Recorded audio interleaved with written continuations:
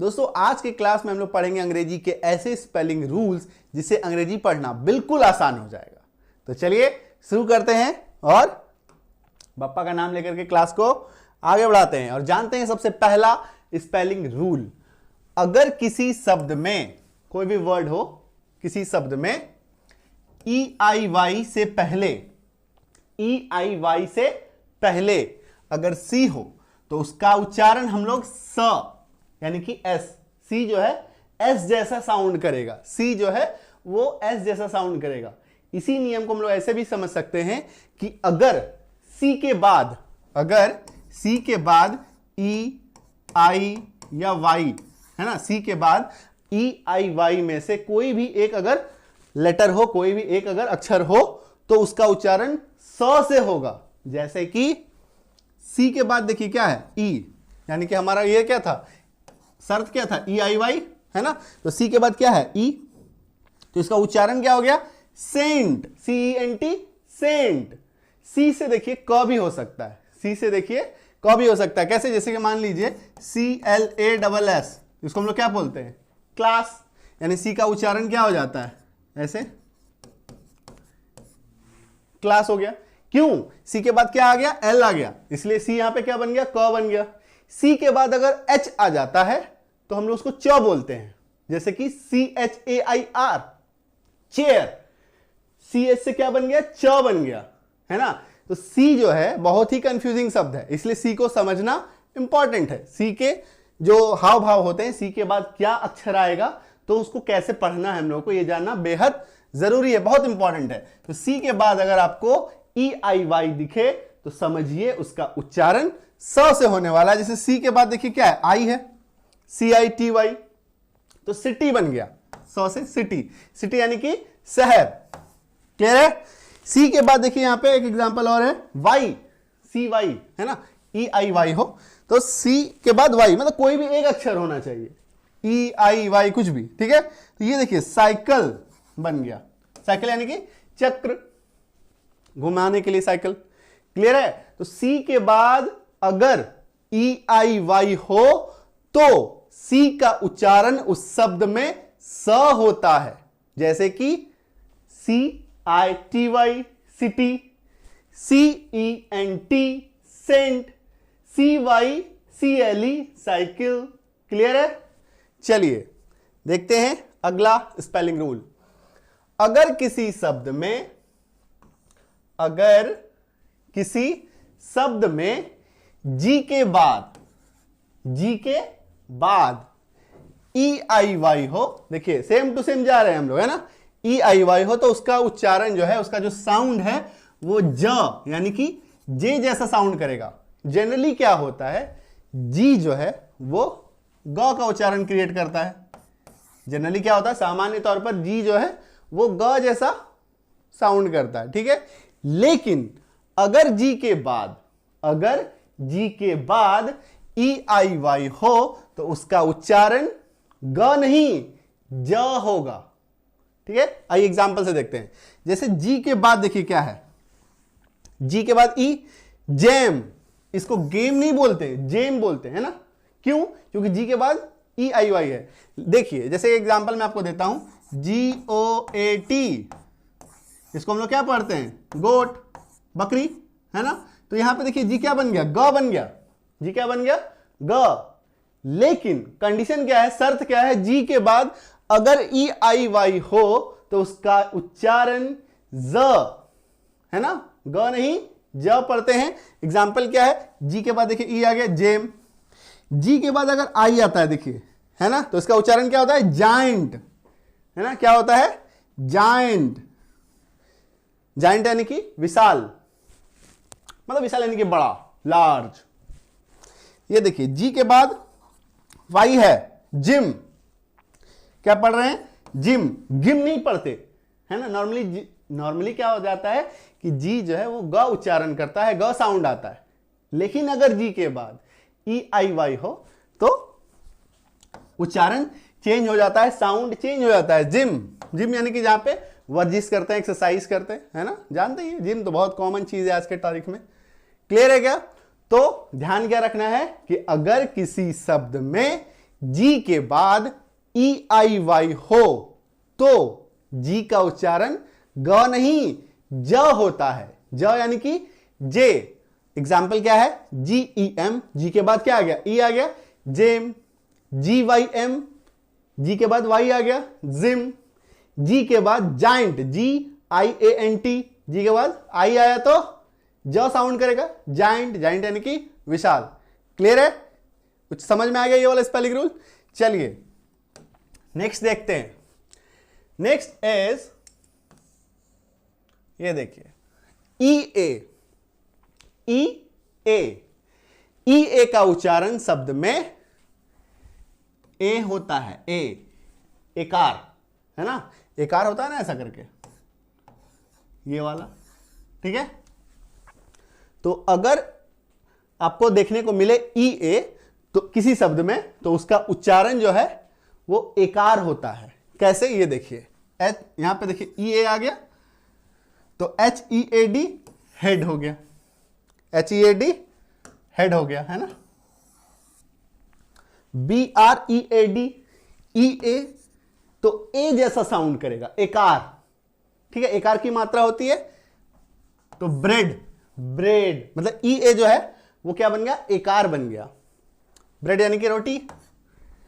B R E ए के, break, break यानी कि टूटना। तो ये देखिए ई ए जैसे आ गया तो ये क्या बन जा रहा है? एकार। क्या बन जा रहा है? एकार की मात्रा बन जा रही है। आई बात समझ में? तो अगर आपको किसी शब्द में ई ए देखने को मिले तो समझिए वहां पे उच्चारण जो है वो एकार की मात्रा लेकर के आएगा। जैसे कि B R E A D bread, H E A D head. Clear है? आ रही है बात समझ में? चलिए नेक्स्ट देखते हैं। नेक्स्ट क्या है? जब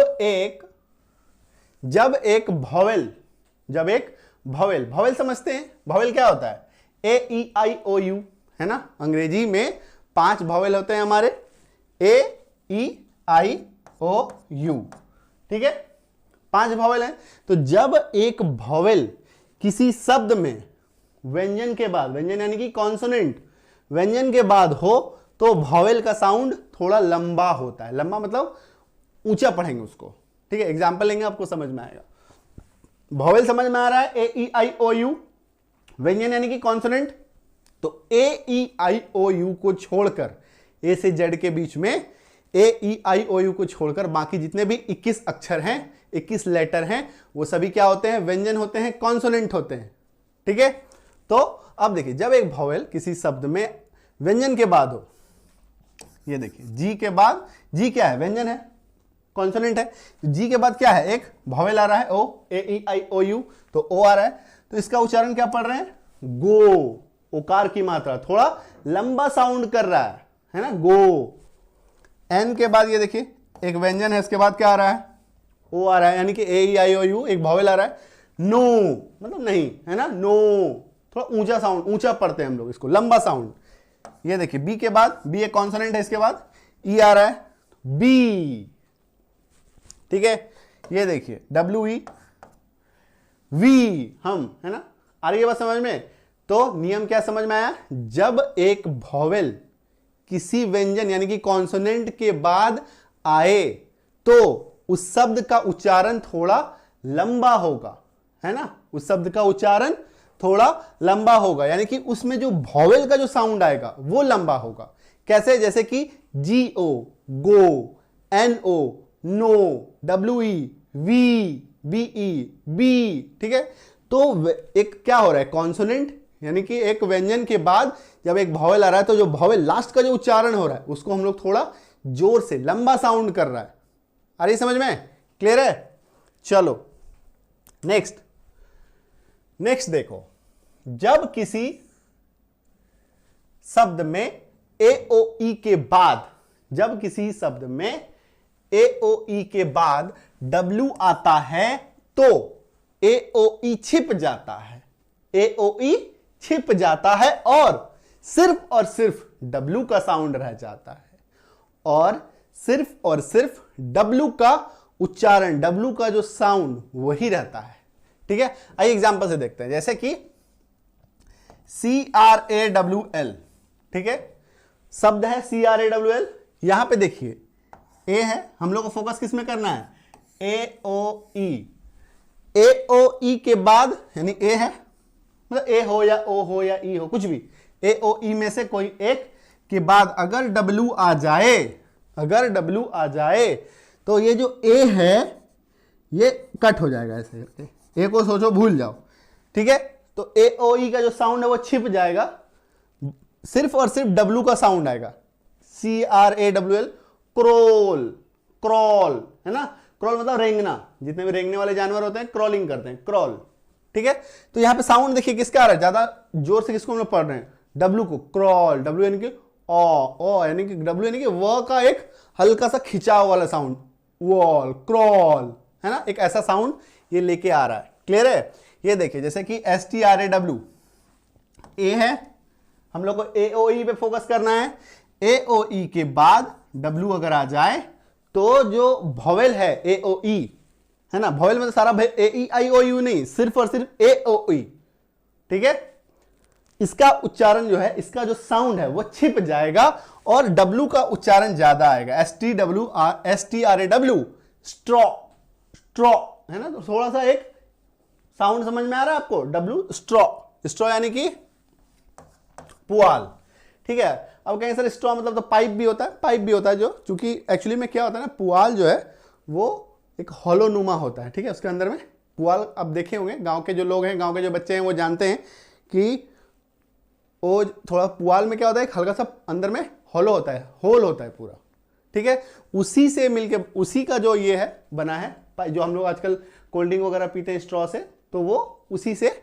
उद्धृत है, पुआल। स्ट्रॉ यानी पाइप भी आप बोल सकते हैं, बट पाइप नहीं होता है एग्जैक्टली, पाइप चूंकि एक अलग चीज है, ठीक है। अलाउ, ये देखिए ओ है, AOE पे हम लोग को फोकस करना है, ओ के बाद क्या आ रहा है, W आ रहा है, तो ओ जो है गायब हो जाएगा, सिर्फ और सिर्फ W का उच्चारण आएगा, अलाउ, अलाउ, है ना, ये एक साउंड है, अलाउ मतलब अनुमति देना। नेक्स्ट देखिए BROW, ये है ना ओ के बाद W, AOE, ओ के बाद W आ रहा है, तो साउंड किसका आएगा, सिर्फ W का आएगा, ब्रो, BROW, ब्रो, क्लियर है, ब्रो मतलब भौएं, क्लियर है, आ गया समझ में।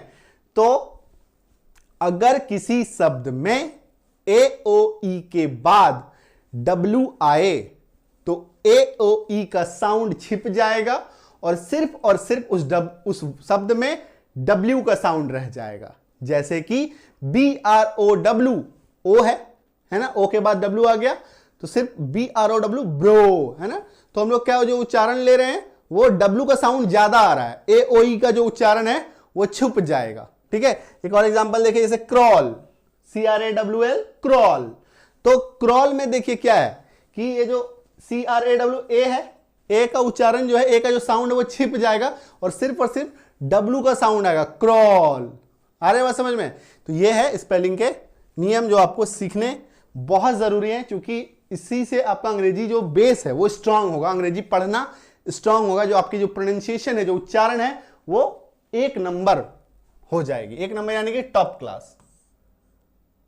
चलो नेक्स्ट देखो, अगर किसी शब्द में Q के बाद U आता है, अगर किसी शब्द में Q के बाद U आता है और ऐसे मामले में इसे वॉवेल के रूप में नहीं गिना जाता है, ऐसे मामले में इसे वॉवेल यानी कि ये जो U है ना, इसको वॉवेल नहीं मानेंगे। ये देखिए Q के बाद U आया, QUEEN, क्वीन, QUEEN, क्वीन, तो रानी। तो जब Q के बाद U आए तो उच्चारण क्या बन जाता है, क्वा, उच्चारण क्या बन जाता है, क्वा, ठीक है। क्वीन, ये QUIET, क्वाइट, मतलब सब U का जो वॉवेल का जो गुण था वो कम हो गया, U का जो वॉवेल का गुण था वो कम हो गया, ठीक है, और Q का जो गुण है वो आ गया, Q का जो गुण है वो आ गया, क्वाइट, शांत।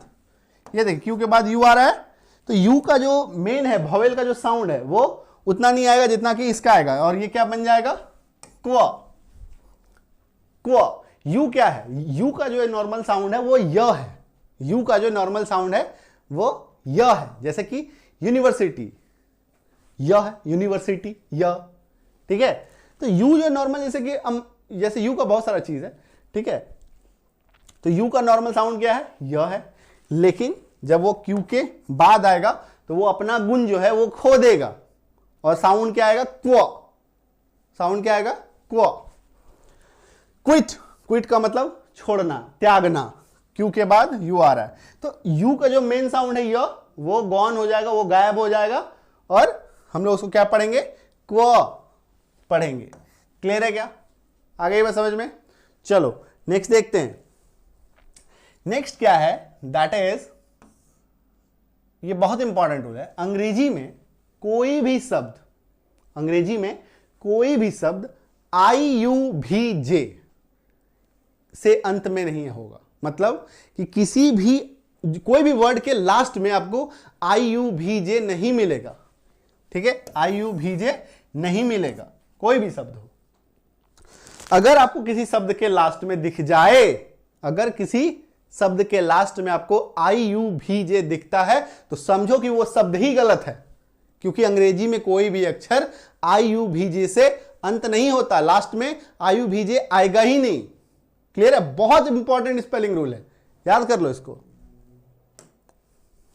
नेक्स्ट देखो, जब एक सिलेबल वाला शब्द, जब एक सिलेबल वाला शब्द, ये सिलेबल मैं आपको समझाऊंगा, पहले रूल समझ लेते हैं। जब एक सिलेबल वाला शब्द वाई से समाप्त होता है या वाई से अंत होता है या लास्ट में वाई आता है तो वह दीर्घ ईकार, बड़ी ईकार जैसा साउंड करता है, बड़ी ईकार जैसा साउंड करता है। एक सिलेबल वाला शब्द क्या होता है, जैसे कि मैं आपको बताता हूं, जैसे मैं एक शब्द आपको बोलता हूं इंटरटेनमेंट, एक शब्द बोलता हूं इंटरटेनमेंट, तो ये सोचिए आप कैसे बोल रहे हैं, इंटरटेनमेंट, 3 सिलेबल हो गया, इंटरटेनमेंट 3 सिलेबल, आ रहा है समझ में। तो एक सिलेबल वाला शब्द होना चाहिए, एक सिलेबल मतलब जैसे कोई भी छोटा सा शब्द हो, जैसे गो, कम, एक सिलेबल वाला है, ठीक है, आ रहा है समझ में। जैसे ये देखो साउंड, साउंड 2 सिलेबल हो गया, ऐसे हल्का सा एक सिलेबल ही है, बट इस तरह के आपको बहुत सारे शब्द मिलेंगे जिसमें बहुत सारा सिलेबल आएगा, 2 सिलेबल, 3 सिलेबल, 4 सिलेबल, 1 सिलेबल, है ना। तो हम लोग को फोकस क्या करना है, एक सिलेबल वाला शब्द होना चाहिए। एक सिलेबल वाला शब्द अगर वाई से अंत होता है, मतलब शर्त क्या है, वर्ड होना चाहिए एक सिलेबल, लास्ट में अगर वाई आ जाए तो वाई का उच्चारण जो है वो दीर्घ ईकार, बड़ी ईकार जैसा साउंड करेगा, जैसे कि स्काई, SKY, है ना। अब ये देखिए लास्ट में क्या आ रहा है, वाई, स्काई, एक सिलेबल है स्काई, ठीक है, तो लास्ट में क्या आ रहा है, बड़ी ईकार, बड़ी ईकार, दीर्घ ईकार, स्काई, आकाश, है ना। ट्राई, ट्राई, दीर्घ ईकार, है ना, ट्राई, कोशिश। माई, MY, माई, मेरा, है ना। तो समझ में आया चीज कि एक सिलेबल वाला शब्द होना चाहिए, लास्ट में अगर वाई हो तो उसका जो उच्चारण है वाई का वो क्या होगा, दीर्घ ईकार, बड़ी ईकार साउंड करेगा, जैसे कि स्काई, ट्राई, क्राई, माई, वाई, है ना, WHY, लास्ट में दीर्घ ईकार, बड़ी ईकार जैसे साउंड करेगा। क्लियर है क्या। चलो नेक्स्ट, जब किसी शब्द में वाई लास्ट में होता है तो वह ई जैसा साउंड करता है। जब किसी शब्द में वाई लास्ट में होता है तो वह छोटी ईकार, ये देखो भाई पहले वाला हम लोग देखे वो बड़ी ईकार देखे, ठीक है। तो अब क्या इसमें देखिए, ये एक सिलेबल वाला शब्द नहीं है, मनी, मनी, पेनी, लेडी, 2 सिलेबल, है ना, आ रहा है समझ में। तो लास्ट में वाई आ रहा है, सिलेबल ये एक नहीं है, एक सिलेबल था तो दीर्घ ईकार, सिंगल सिलेबल, एक सिलेबल था और डबल सिलेबल हो रहा है, एक सिलेबल से ज्यादा हो रहा है तो उच्चारण क्या है, मनी, ईकार, मनी, पेनी, लेडी, महिला, है ना। तो साउंड है वो क्या आएगा, सिंगल सिलेबल, छोटी ईकार वाला सिलेबल आएगा, छोटी ईकार जैसा साउंड आएगा अगर वो शब्द जो है वो सिंगल सिलेबल नहीं हो, एक सिलेबल नहीं हो, एक सिलेबल से ज्यादा हो। आ रहा है बात समझ में? चलो नेक्स्ट देखो, जब किसी शब्द के लास्ट में ए वाई आए, या वाई का ही हम लोग चल रहे हैं, वाई का ही पार्ट 1 पार्ट 2 ये पार्ट 3 नियम।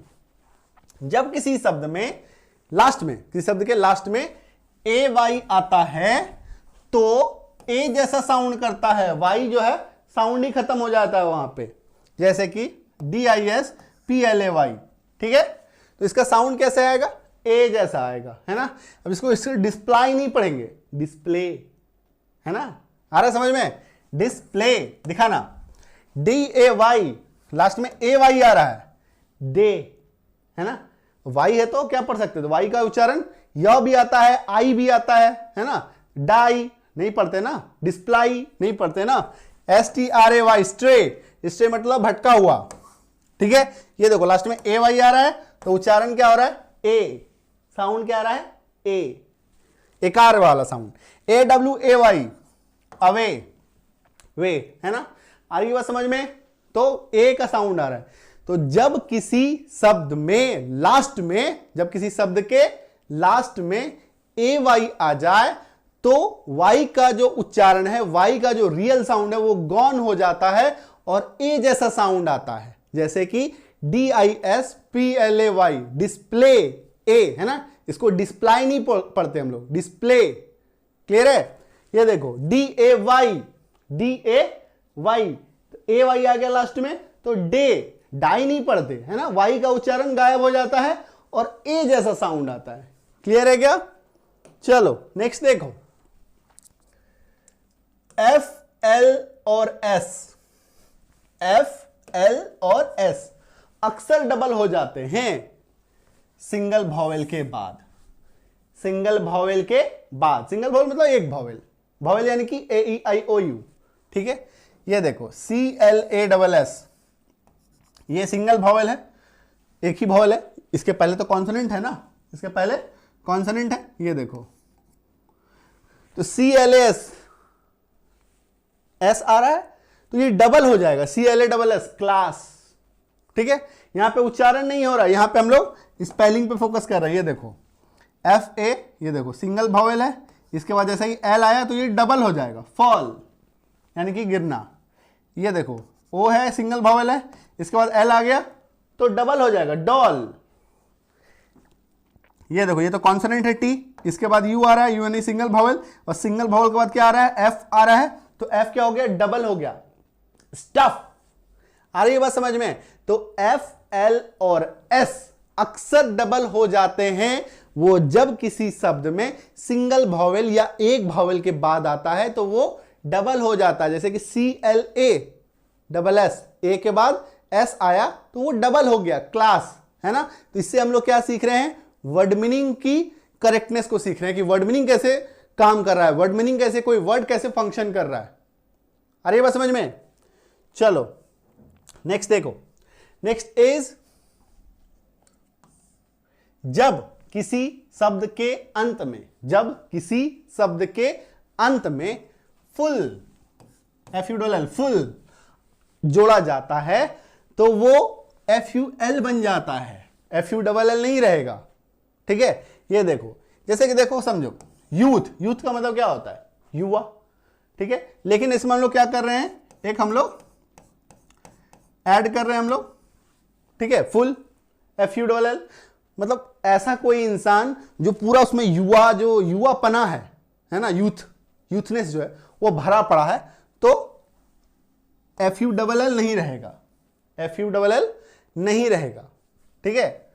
FULL वो सिंगल L बन जाएगा। ऐड तो कर रहे हैं डबल L, ऐड तो कर रहे हैं डबल L, लेकिन ये बन रहा है सिंगल L, यूथफुल यानी कि युवापना से भरा हुआ, है ना, युवापना से भरा हुआ, क्लियर है।